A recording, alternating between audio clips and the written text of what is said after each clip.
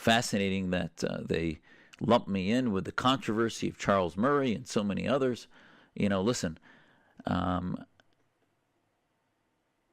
we should be able to, in the country that was founded on the countering of theocracy, the United States of America should be able to have a conversation in our universities as to the threat of theocrats, whether it's within a minority or not, and how we need to embrace the immigration, the identification of Muslim liberals, Muslim free thinkers who believe in freedom and liberty as being our greatest assets.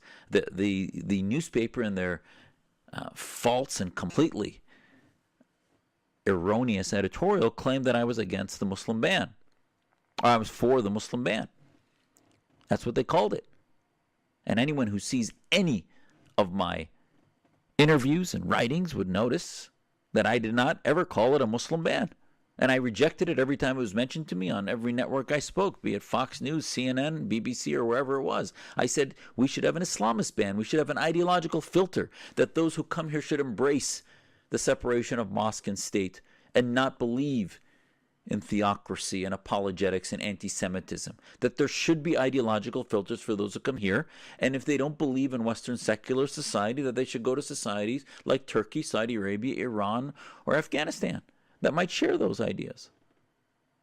So yes, we should welcome refugees, and I feel it's un-American to shut the door completely, but a pause made sense to me until we reset the vetting procedures that we did. And yet, the newspaper, true to its completely unacademic, haphazard approach to opinions, did no research, no quoting, nothing, and simply tried to tarnish me as a bigot or a racist. And again, the bizarre association of being Muslim with a race. Muslims are of all races across the planet. Islam is an idea. It's not a race. So the racialization of Islam is an intentional identity process. And, their response to that is, well, I securitize Islam. That the securitization of Muslims is also dangerous because it makes Americans see us through that lens. Well, my response to them is, yes, that is not the way to look at Muslims. That Muslims who serve in the military, Muslims who believe that we should lead the fight and we are the only ones that can solve this, are the solutions. So what do we tell these youth? It's not one or the other.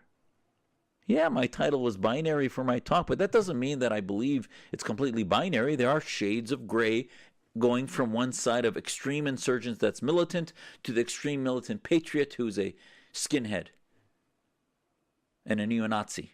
Both are extreme. In between is the majority that are trying to understand, but at some point you switch from having a primary loyalty to freedom and liberty to having a primary loyalty to the Islamic State and theocracy.